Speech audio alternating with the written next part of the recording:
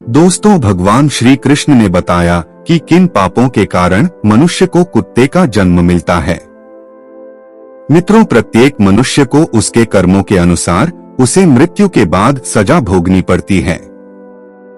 जब उसकी सजा पूरी हो जाती है तो उन्हें पुनः पृथ्वी लोक पर दूसरा जन्म प्राप्त होता है। जो जैसा कर्म करता है उसे उसी प्रकार से दोबारा योनि प्राप्त होती है। परंतु दोस्तों, क्या आप लोगों को पता है कि किस श्राप के कारण मनुष्य को कुत्ते का जन्म मिलता है? और वह कौन से कार्य हैं जो मनुष्य को अपने जीवन में नहीं करने चाहिए, जिसकी वजह से हमें नरक में जाना पड़ता है और फिर हमें एक कुत्ते का जीवन मिलता है। मित्रों, हिंदू ग्रंथों के अनुसार इस धरती पर रहने वाले सभी मनुष्यों को मृत्यु के बाद उसके कर्मों के अनुसार अलग अलग योनियों में जन्म मिलता है।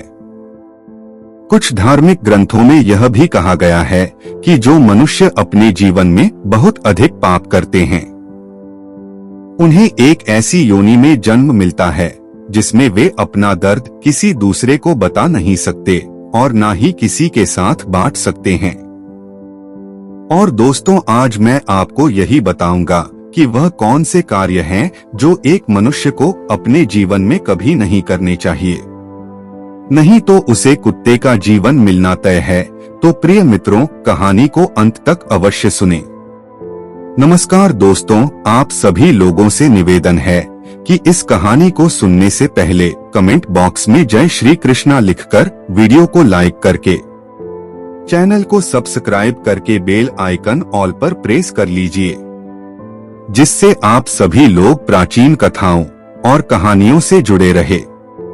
मित्रों, एक बार की बात है, भगवान श्री कृष्ण की प्रिय राधा रानी अपने सखियों के साथ में अपने नगर बरसाना का भ्रमण कर रही थीं। पूरे गांव में उनका इधर उधर आना जाना लगा था। तभी एक घर के पास में देखती हैं कि एक लाचार कुत्ता कुछ खाने की तलाश में खड़ा रहता है। तभी उस घर से एक नौजवान आदमी लाठी लेकर निकलता है और उस कुत्ते को दौड़ा दौड़ा कर खूब मारता है। यह सब देखकर राधा जी से रहा नहीं गया। उन्होंने अपनी सखियों से कहा, मेरी प्यारी सखियों, आप सब अपने अपने घर को चली जाओ। अब मैं यहाँ से अपने प्रभु कान्हा के पास जाऊंगी और उनसे कुछ प्रश्न पूछूंगी। फिर वहाँ से राधा रानी भगवान श्री कृष्ण से मिलने के लिए चल देती हैं। और राधा रानी श्री कृष्ण के पास पहुँच जाती हैं और भगवान श्री कृष्ण से कहती हैं, हे प्रभु, जब मैं आज अपने नगर का भ्रमण कर रही थी तो मैंने नगर में देखा कि एक कुत्ता अपना कष्ट भरा जीवन जी रहा था और वह जिसके भी महल के द्वार पर जाता लोग उसे डंडे लेकर दौड़ा दौड़ा कर मार रहे थे और उसे अपने भोजन के लिए इधर उधर भटकना पड़ रहा था, किंतु उसे कहीं भी भोजन नहीं मिला। तो हे प्रभु, इसे देखकर मेरे मन में एक प्रश्न उठ रहा है और मैं चाहती हूँ कि आप मेरे प्रश्न का उत्तर दें। मित्रों, फिर आगे भगवान श्री कृष्ण कहते हैं, हे प्रिय राधा रानी, आपके मन में जो भी प्रश्न है मुझसे निश्चिंत होकर बताओ, मैं तुम्हारे प्रश्न का उत्तर अवश्य दूंगा। फिर राधा रानी कहती हैं, हे प्रभु, मेरा प्रश्न यह है कि किस पाप के कारण मनुष्य को कुत्ते का जन्म मिलता है। मित्रों, फिर आगे भगवान श्री कृष्ण कहते हैं, हे प्रिय राधा रानी, आज मैं आपको एक कथा सुनता हूँ, जिसे सुनकर आपको आपके प्रश्न का उत्तर अवश्य मिल जाएगा। इसीलिए हे प्रिय, इस कथा को पूरे मन से सुनना। फिर आगे राधा रानी कहती हैं, हे प्रभु, आप कथा सुनाइए, मैं पूरे मन से इस कथा को सुनूंगी। मित्रों, तो कथा को सुनाते हुए आगे भगवान श्री कृष्ण कहते हैं, हे प्रिय राधा रानी, एक समय की बात है जब भगवान श्री राम अपनी सभा में बैठे हुए थे। तभी उन्हें एक कुत्ते के रोने की आवाज सुनाई दी। तभी सभा में मौजूद द्वारपालों ने कुत्ते को वहां से भगा दिया और अगले दिन फिर से वही कुत्ता उसी स्थान पर आकर रोने लगा और द्वारपाल ने इस बार भी उस कुत्ते को वहां से मारकर भगा दिया।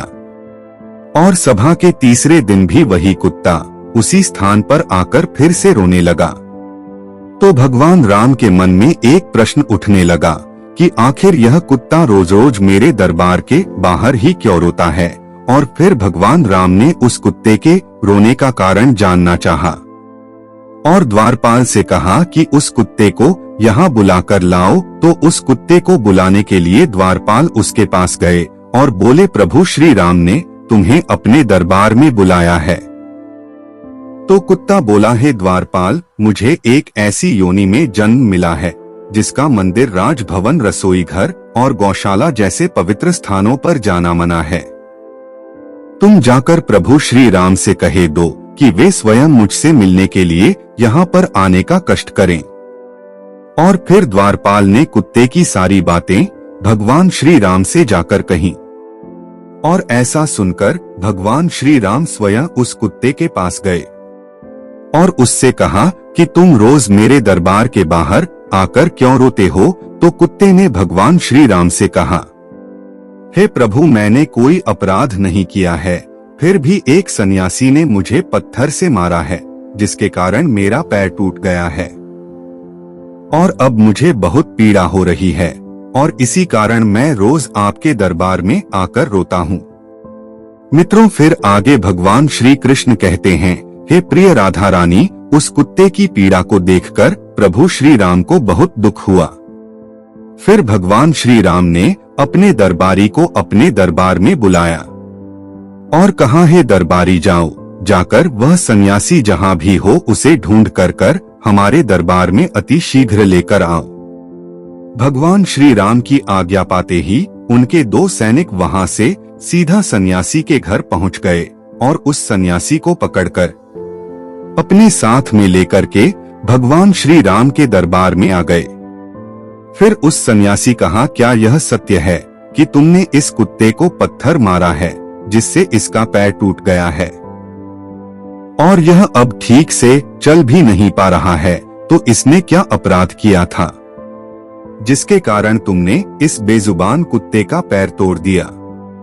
तब वह सन्यासी कहता है कि हे प्रभु, मैं भिक्षा के लिए रास्ते से जा रहा था, तभी इस कुत्ते ने मेरी भिक्षा का अन्न छू लिया था और इसी वजह से मुझे क्रोध आ गया और मैंने पत्थर उठाकर इसको जोर से मार दिया जिसके कारण इसका पैर टूट गया। सन्यासी की यह बात सुनकर श्री राम ने कहा, क्या आपको पता है कि यह एक ज्ञान भिन्न पशु है।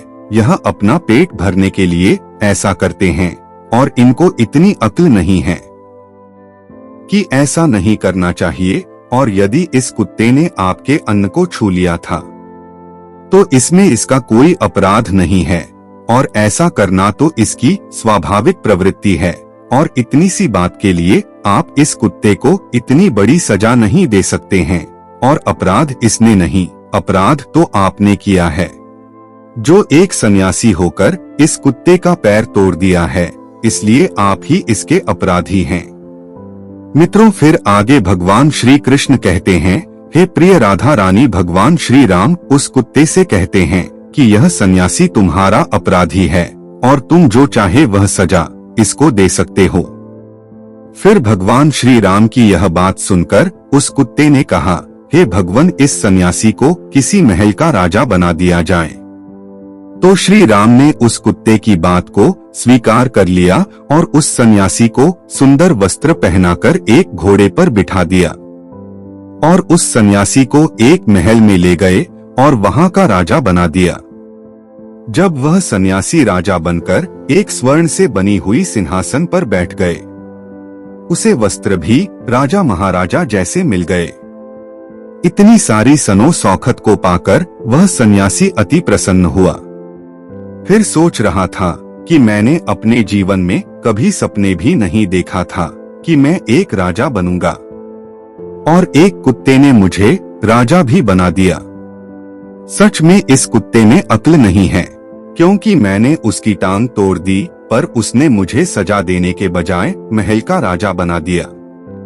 और यह सब कुछ देखकर लोग बहुत आश्चर्यचकित थे और लोगों ने प्रभु श्री राम से पूछा कि हे प्रभु, इस कुत्ते ने इस सन्यासी को सजा देने के बजाय महल का राजा क्यों बना दिया, जबकि उस सन्यासी ने तो कुत्ते का पैर तोड़ दिया था और गांव के लोगों की इस बात को सुनकर प्रभु श्री राम ने कहा, इस सवाल का जवाब आप लोगों को वह कुत्ता ही दे सकता है। तब सभी लोग उस कुत्ते के पास गए और उस कुत्ते से पूछा कि आपने उस सन्यासी के साथ ऐसा क्यों किया? उसे दंड देने के बजाय तुमने एक राज्य का राजा बना दिया है। तो कुत्ता मुस्कुराते हुए बोला, तुम जानना चाहते हो कि मैंने उस सन्यासी को सजा देने के बजाय उसे महल का राजा क्यों बना दिया? प्रिय मित्रों, फिर आगे भगवान श्री कृष्ण कथा को सुनते हुए देवी राधा रानी से कहते हैं, हे राधे, वह कुत्ता उन सभी से कहता है, सुनो कि अन्याय करने वाला राजा और घर पर पहुँचे याचक को भगाने वाला और दूसरे की संपत्ति को हड़पने वाला और किसी गरीब पर अत्याचार करने वाला मृत्यु के पश्चात दूसरे जन्म में कुत्ता ही बनता है। और यह एक सत्य है, इसमें कोई संकोच करने वाली बात नहीं है। एक राजा ही सबसे पहले गरीबों को सताता है और उनकी संपत्ति को हड़पता है। फिर आगे कुत्ते ने कहा कि मैं भी पिछले जन्म में एक राजा था और मैंने गरीबों को खूब सताया था और उनकी मेहनत का धन खूब हड़पा था और मैं भी लोगों के साथ बहुत अन्याय करता था और बेसहारे लोगों और गरीबों की जमीनों को हड़प लिए करता था और अपने से छोटे लोगों पर खूब अत्याचार करता था, जिसके कारण मुझे इस जन्म में कुत्ते का जीवन मिला है और अब मैं अपने पापों का फल भोग रहा हूँ। और मैंने उस सन्यासी को इसीलिए राजा बनाया है ताकि उसे भी अगले जन्म में कुत्ते का जीवन मिले और तब उसे पता चलेगा कि कुत्ते की जिंदगी कैसी होती है और अपना पेट पालने के लिए कितने लोगों से मार खानी पड़ती है। और हम कुत्तों का जीवन आसान नहीं होता है। प्रिय मित्रों, भगवान श्री कृष्ण कहते हैं, हे देवी राधा रानी, यह वही लोग हैं जो पाप धुलने के लिए गंगा जी में जाते हैं किंतु वहां से आते ही फिर से पाप करना शुरू कर देते हैं। और फिर आगे राधा रानी कहती हैं, हे प्रभु, क्या गंगा जी में पाप नहीं धुलते हैं? तो भगवान श्री कृष्ण मुस्कुराते हुए कहते हैं, हे प्रिय राधा रानी, गंगा जी में वही पाप धुलता है जो अनजाने में हो जाते हैं। जानबूझकर किए गए पाप कभी नहीं धुलते हैं। और गंगा जी में स्नान करने से वही मनुष्य पवित्र होता है जिसका मन साफ हो और मन में कोई छल ना हो तथा मन में गंदे विचार न हो। और गंगा जी में छल करने वाले और दूसरों की बहन बेटियों पर बुरी नजर रखने वाले लोगों का कुछ नहीं होता है। और प्रत्येक मनुष्य को अपने कर्मों का फल अवश्य मिलता है। मित्रों, इसीलिए आप लोगों से हाथ जोड़कर अनुरोध है कि किसी बेजुबान जानवर को अगर हम लोग एक वक्त पेट भरने के लिए अन्न नहीं दे सकते तो उन्हें कष्ट पहुंचाने का भी हमें हक नहीं है। और आप लोगों से मेरा हाथ जोड़कर निवेदन है कि किसी भी बेजुबान जानवर को कभी भी कष्ट ना दें। यदि कोई कुत्ता या बेजुबान जानवर आपके घर पर आता है तो उसे यदि रोटी नहीं दे सकते तो उसे मारो भी मत, क्योंकि वह भी एक जीव है, उसे भी दर्द होता है और ईश्वर सबके पापों को देखता है। मित्रों, इस प्रकार से भगवान श्री कृष्ण ने अपनी प्रिय राधा रानी को बताया कि कौन से पापों के कारण मनुष्य को कुत्ते का जन्म मिलता है। मित्रों, उम्मीद करता हूँ आप सभी लोगों को यह हमारे द्वारा बताई गई कथा आप लोगों को पसंद आई होगी। अगर आप लोगों को यह कथा पसंद आई हो तो वीडियो को लाइक जरूर करें और कमेंट में जय श्री कृष्णा लिखकर चैनल को सब्सक्राइब करके बेल आइकन ऑल पर प्रेस कर लीजिए, जिससे आप सभी लोगों को ज्ञान की प्रेरणादायक कथाएं सबसे पहले प्राप्त हो सकें। दोस्तों, वीडियो को पूरा देखने के लिए आप सभी लोगों का धन्यवाद।